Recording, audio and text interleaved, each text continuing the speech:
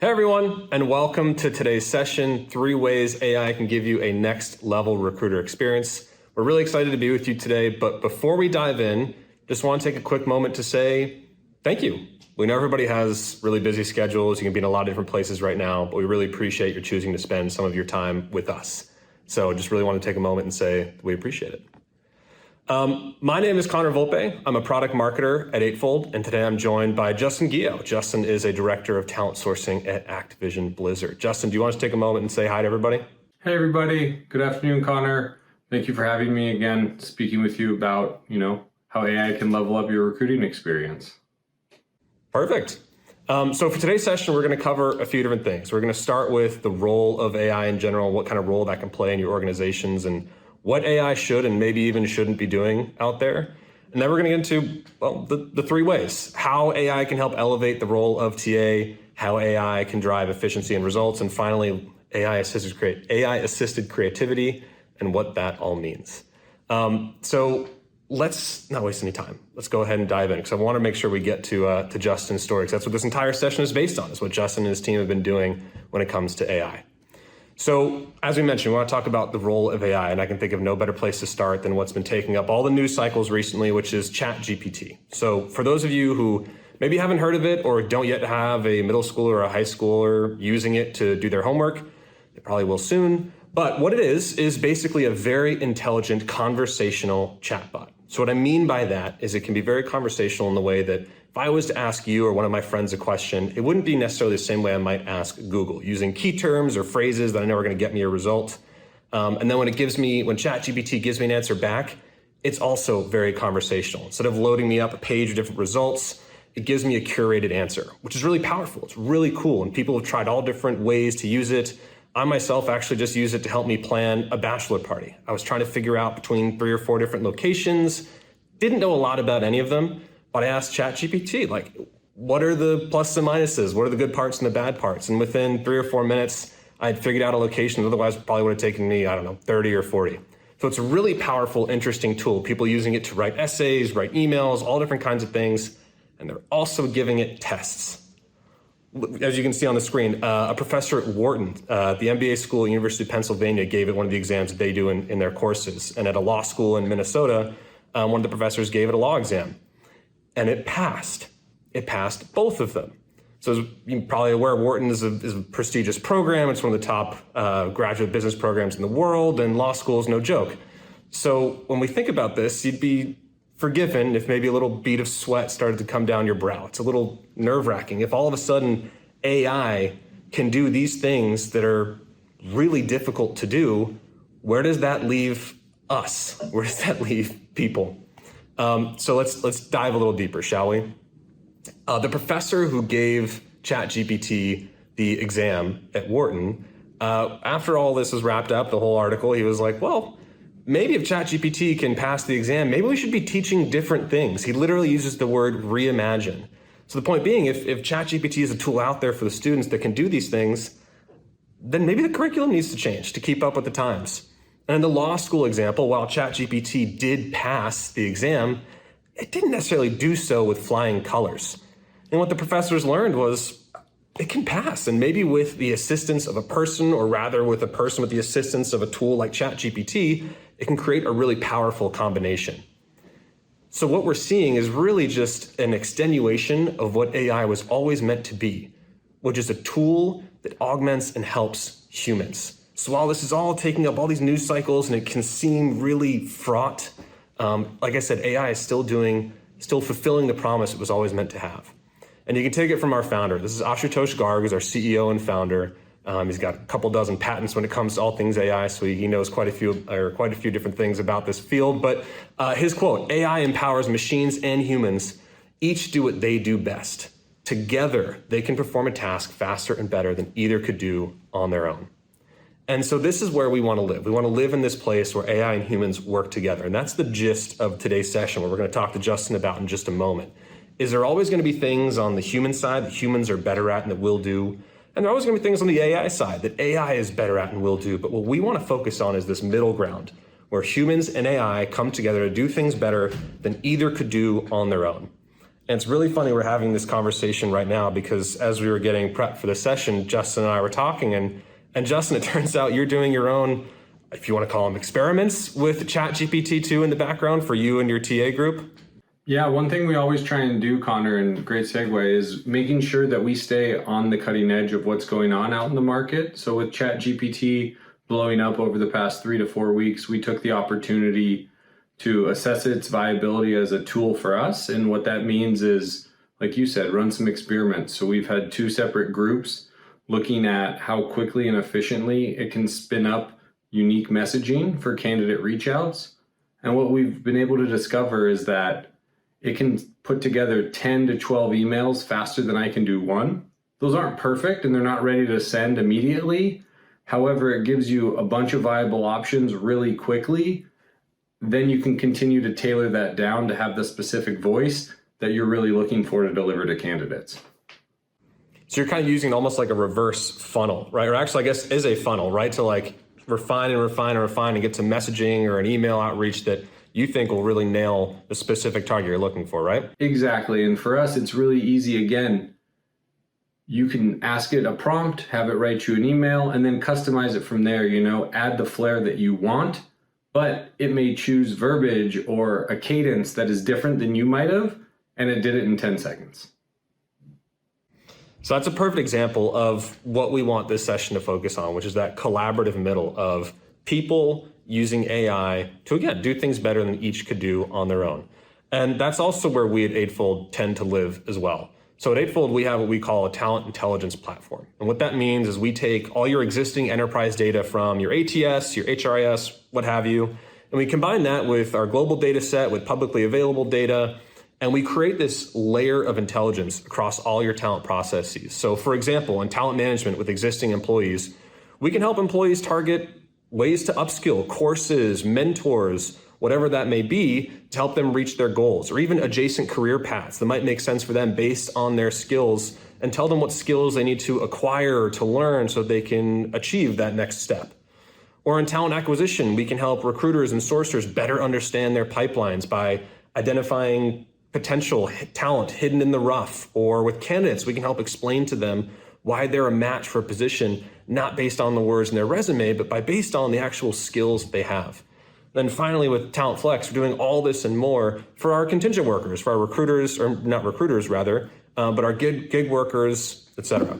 So that's what we do. And we like I said, we like to live in that collaborative middle. And that's exactly what we're going to talk about now with Justin and your experience at Activision Blizzard. So the first lesson you all learned using these AI tools and how it's kind of changed what you've done and elevated your recruiter experiences, you've actually managed to elevate the role of TA in your organization. And the first way you've done that is by changing the dynamic between hiring managers and the recruiting team. So I guess before we dive super deeply into what the change was, can you talk a little bit about where the relationship started before you started to introduce some of these AI tools and what that was like? Yeah, of course. So everyone most likely watching this has had that experience with a hiring manager where you walk in, it's a requisition you've never seen, you've never worked on it before, and you go top to bottom through the rec, what they like, what they don't like. You take that information, you start a sourcing plan, you go source, you look through applicants, you submit, you send 10, 5 get rejected. You keep doing that week over week until you iterate down to what good looks like, and then you can start really doing some more outbound work and potentially working towards closing a requisition. So that's what it used to look like. And so for us now, it has changed dynamically, right? We're able to go in there, have an idea because the machine is reading a job description.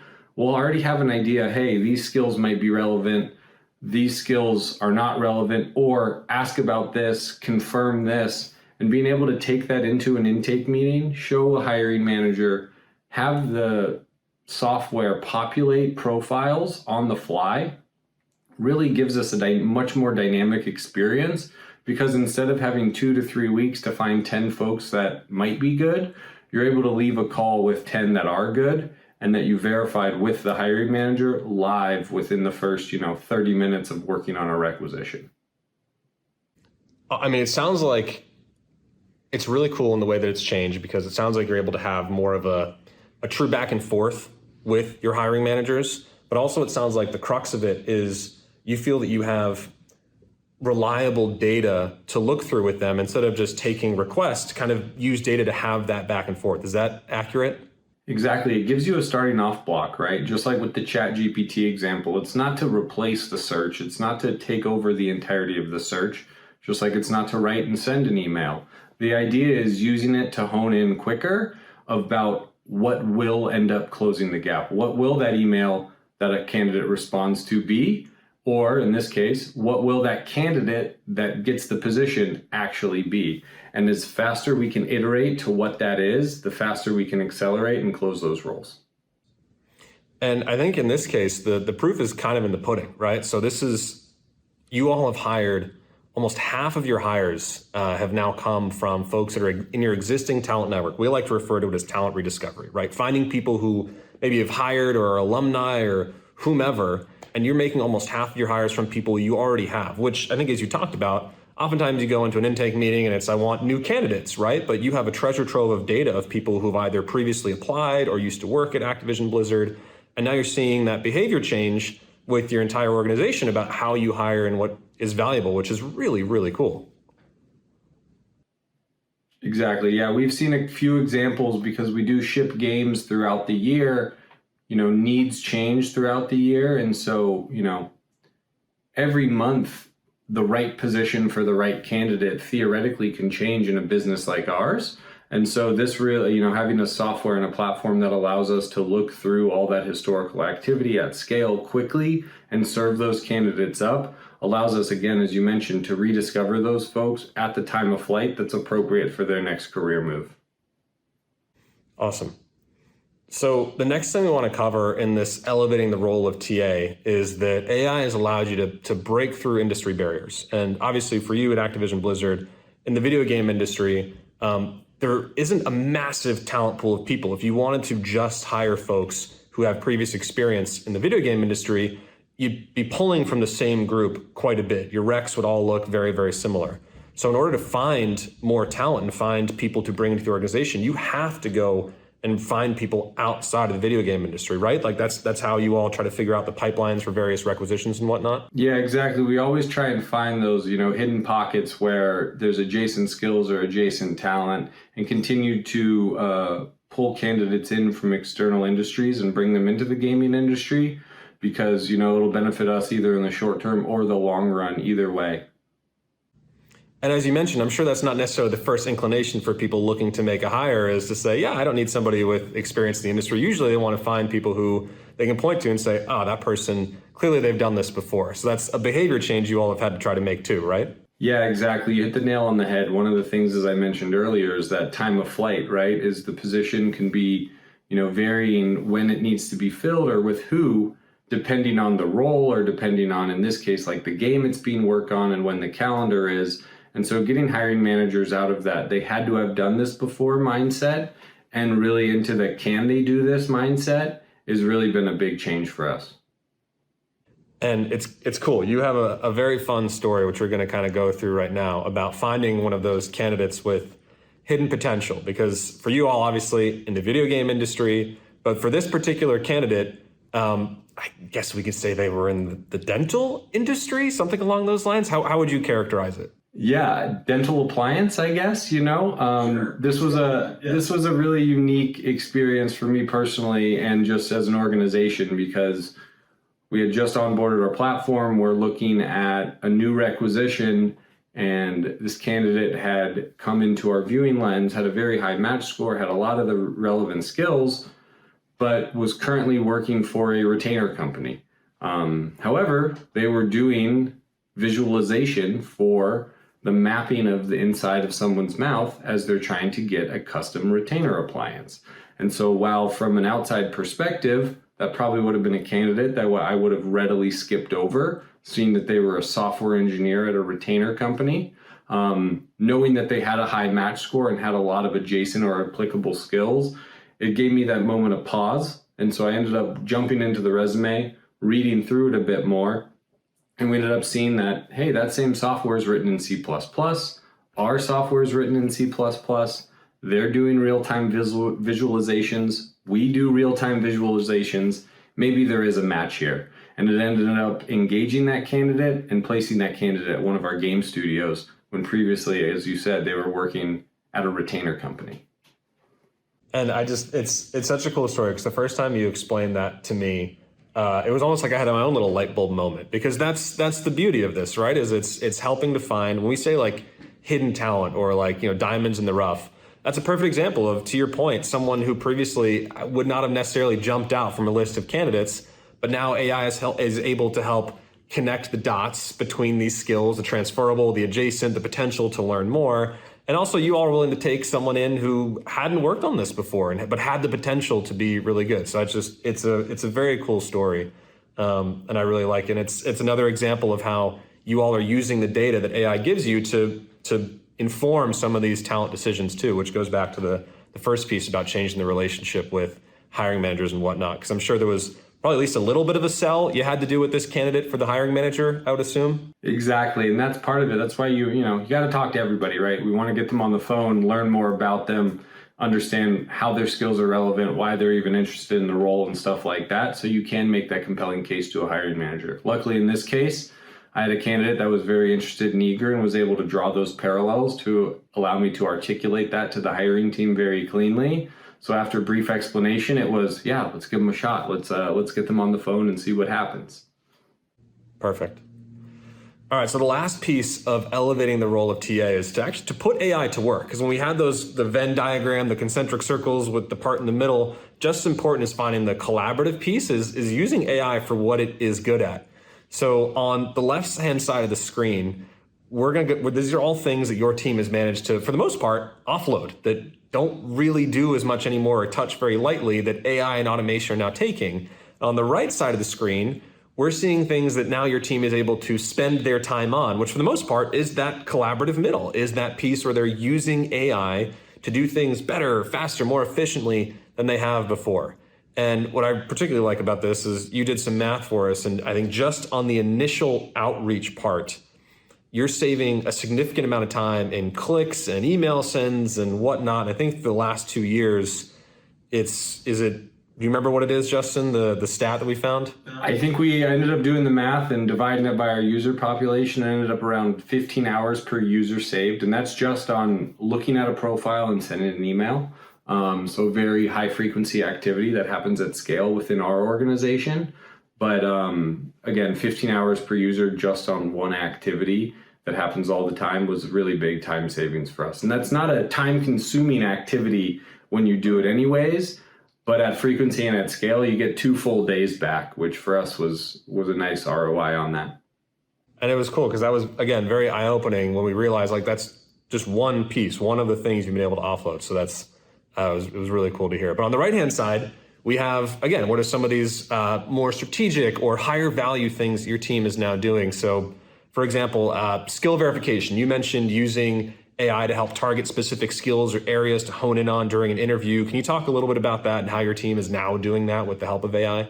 Yeah, so, the classic phone screen is reading through a resume, either having prefabbed questions that you're asking of the candidate or asking a few candidates that you thought of on the fly just before the call. But now we're able to look at their resume, see where they need skills, they have skills or don't have skills as it pertains to a specific requisition, and then also skills that we need to verify, which is if somebody worked at that organization and had something and this candidate didn't, maybe they know it, but they might not have written it on their profile. And that's been extremely insightful and important for us because we have a lot of areas where knowledge of a specific technology is very important, but you may not need practical usage.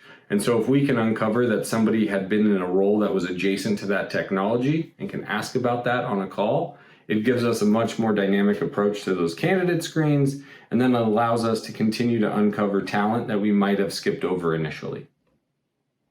And for both the candidate and the recruiter side, I mean, I think about, I think we can all appreciate that maybe resumes aren't the perfect tool for evaluating someone's candidacy. On the recruiter side, it allows them to have a more fruitful conversation on the candidate side and get down to the business of, well, am I the right fit or not? So that's a cool one that I particularly like. And then I think let's talk about like refining what good looks like. So that goes back to the collaboration between your team and the hiring managers, right? Yeah, exactly. And again, I mentioned the example earlier where you sit in that intake meetings, 30 minutes of learning about a rec you've probably never worked on, right? It's something entirely new. And then you just go off, right? You go off, you do your sourcing, you do your recruiting, you process applicants. The way that we look at it is much more iterative of a process. We try and do a lot of that in flight live with a hiring manager in that intake call to allow them to see, hey, based off your various parameters, here's how the market elasticizes to those. Are you being too strict around a technology? Do you want someone from a certain company, and see how that restricts your market? It really helps us alleviate that problem of getting 3 months through a search and then finally having that aha moment of, well, they don't need this technology. That was just a really nice to have. And so the sooner we can have those conversations, the wider we can make the top of the funnel and more effective overall we can be.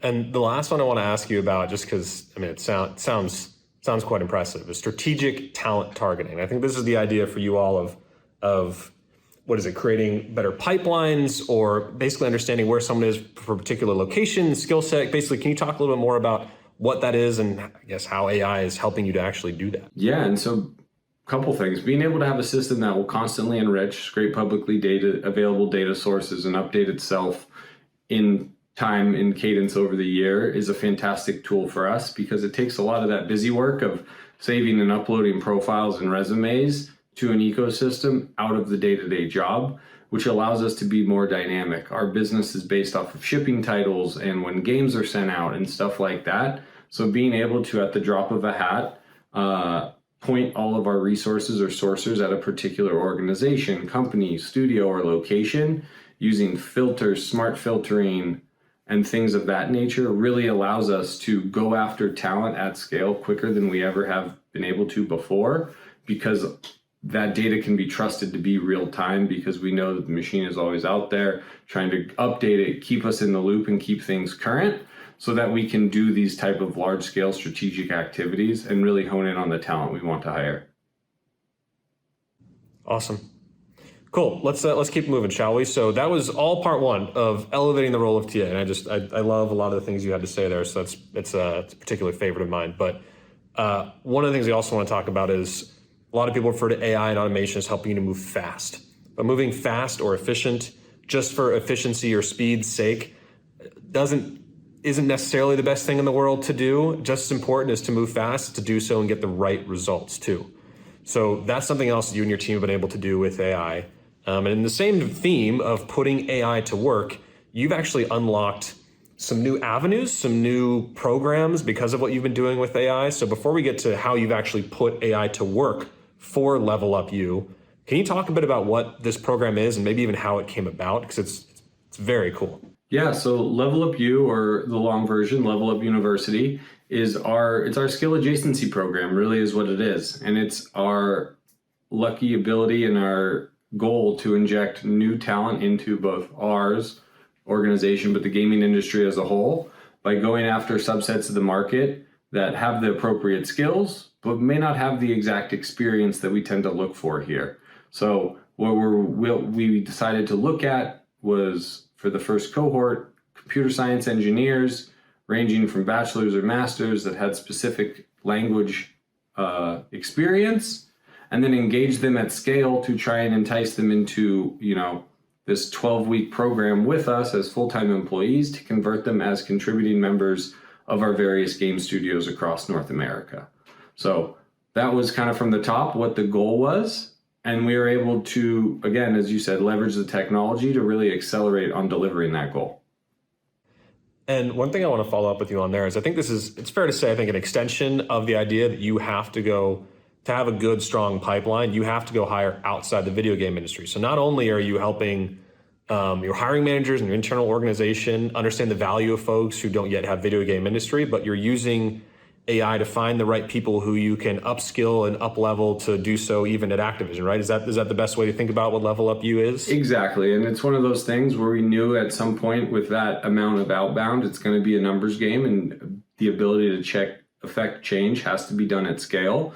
And so we figured out, ways to iterate on that concept fast and then reach out at scale. And so, leveraging the underlying technology of the platform was the only way that we saw fit in terms of driving that initiative forward. And let's talk about that outreach, because I think these are really impressive results, but we're just showing one campaign. And I think one of the reasons we're showing one campaign in particular was because of, do we want to say how quickly it came together? This was one of those, I think you put it best, one of those maybe late afternoon asks to turn around the next morning kind of thing. Am I getting that right? Yeah, exactly. This was Thursday night or Friday night. We have this idea. How do we do it? It's got to ship by Tuesday type of ordeal. And so we were able to work together as a team, identify not only the talent pool, again, goes back to that point I was making around quick iteration, being able to go back and forth really quickly. For a project like this, we have to know what good looks like, and then being able to capture that whole population and start engaging them dynamically, both immediately as well as over time via a campaign function. So it was a very quick turnaround. This numbers here was kind of the proof of concept numbers. As you see, it proved the concept very swimmingly. So we continued to accelerate on the way that was designed. It kind of proved in a way that you had the right target, right? Because this was one of the first outreaches you had done for Level Up You. And I mean, the results kind of speak for themselves, but this is proof, and not only of the process your team put in place and the kind of outreach they've done, but also in terms of just who might be interested in the job, right? Yeah, exactly. And a large shout out to our Chief People Officer, Julie Hodges, obviously, Chief Talent Officer Alex DiLeonardo, for having their utmost faith in a program like this. I think that's, top down really comes into it. And then the larger LUU team just thinking of the idea and trying to take our technology and really execute on a concept. And I think that's something that in this case, it was, let's continue, as I mentioned, to iterate and say, this is what we want to do, now how? And it was the technology and the AI that allowed us to actually do that. And then once we were able to prove that, hey, this works, this is the right target population, it's that idea of, this idea has legs, right? And once it had legs, it started kind of running on its own. And once we got to that point, there was no looking back. I think the legs are pretty clear. A 9% application rate on an email like this is pretty outstanding. So, I mean, yeah, congratulations to you and the team. I mean, it's a very cool program. Like you said, clearly the legs were proven. So I know it's still going today, which is very cool. Yep. Very excited, and something that we continue to iterate on and are continuing to do here at ABK. Love it. So the next part of efficiency and results, one of the ways you're able to be fast, but also get the right results is to let AI be a guide, not necessarily the decision maker or the arbiter of everything. It's really just a helpful nudge or push and direction, information that people use to help make a decision. And what we've used here is well, actually, I guess this speaks to how you do, fair to say, screening perhaps is maybe what this is an indicator of? Yeah, exactly. This is really what I like to think of as our, as you mentioned, a guide for how much time should I spend on this activity, or in this case, a resume review, right? Anyone who's ever had applicants has had great applicants, has had bad applicants, has had perfect applicants, and then the ones that they have to read a little bit more on. And so what we really look at it as is use the AI to help us understand the amount of time we should spend on these high frequency activities, right? And so you see the red light, yellow light, green light. We think of red as candidates that you would typically reject. However, you want to give them the once over, should be brief, but those are our candidates that typically aren't a fit for this particular role. They're low amount of time, but you still want to look over them because we've all had those candidates that has either written something poorly, formatted something incorrectly. We found them in our system and they were fantastic. So we always want to be able to have that human touch point and look at the candidates, but knowing chances are more than likely they're probably going to be a quick move on and a quick reject. Then the next up is, our yellow area. This is where the bulk of the time should be spent.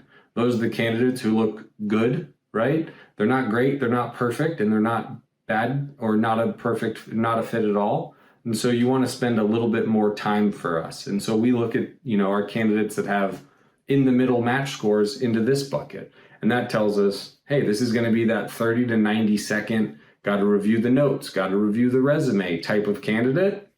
So we can effectively allocate our time without having to open a resume and then start allocating our time as we read through it. And then last but not least are those greens. Those are the candidates that look perfect.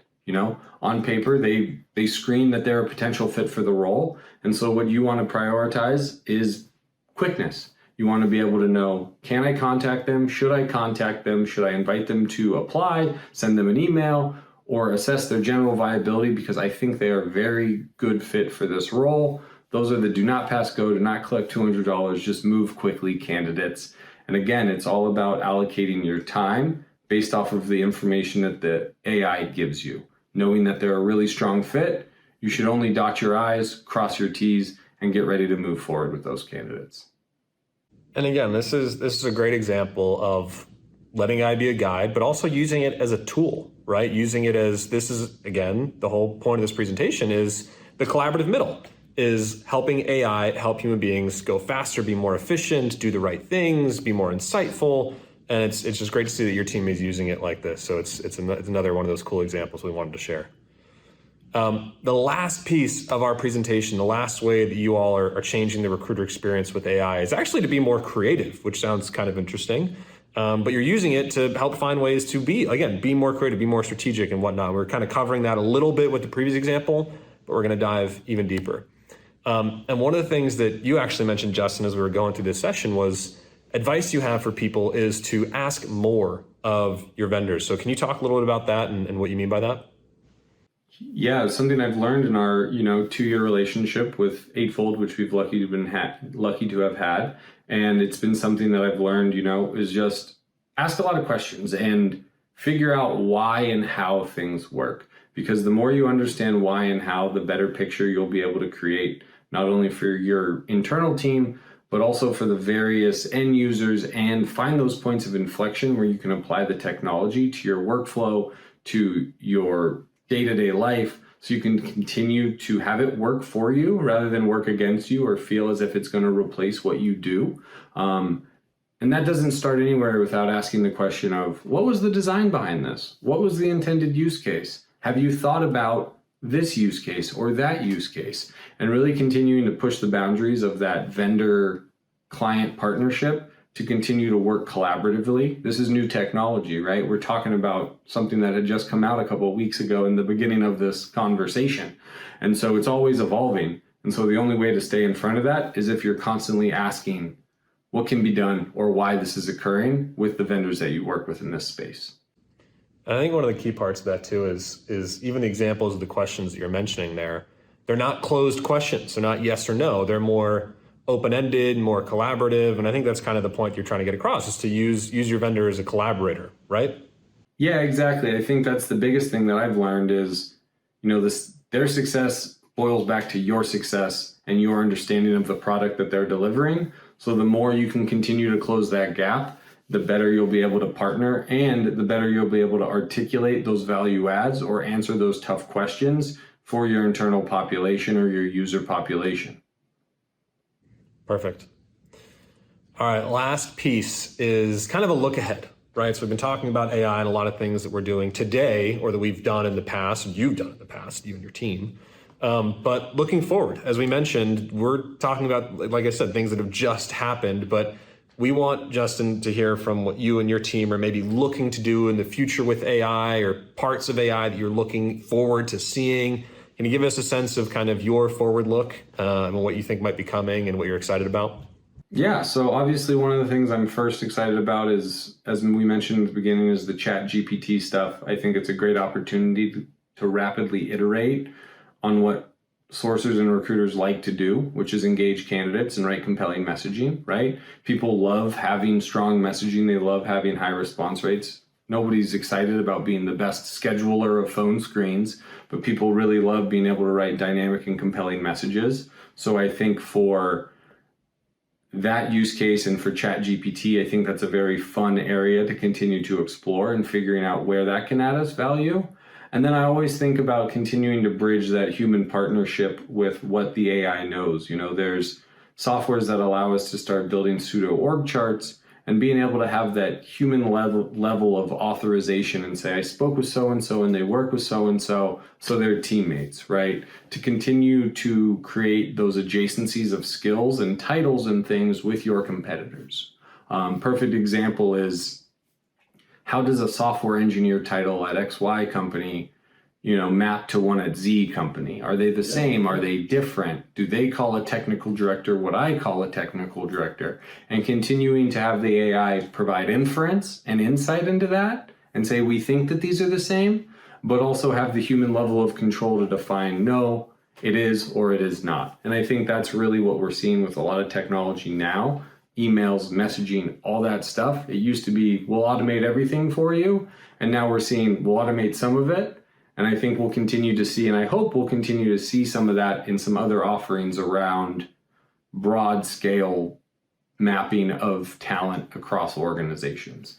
Because I think that's for us, I'd love to know everybody on a particular game team within a particular organization. So when that game launches, we can strategically go after or engage that talent in a unique and dynamic way that otherwise we wouldn't be able to do.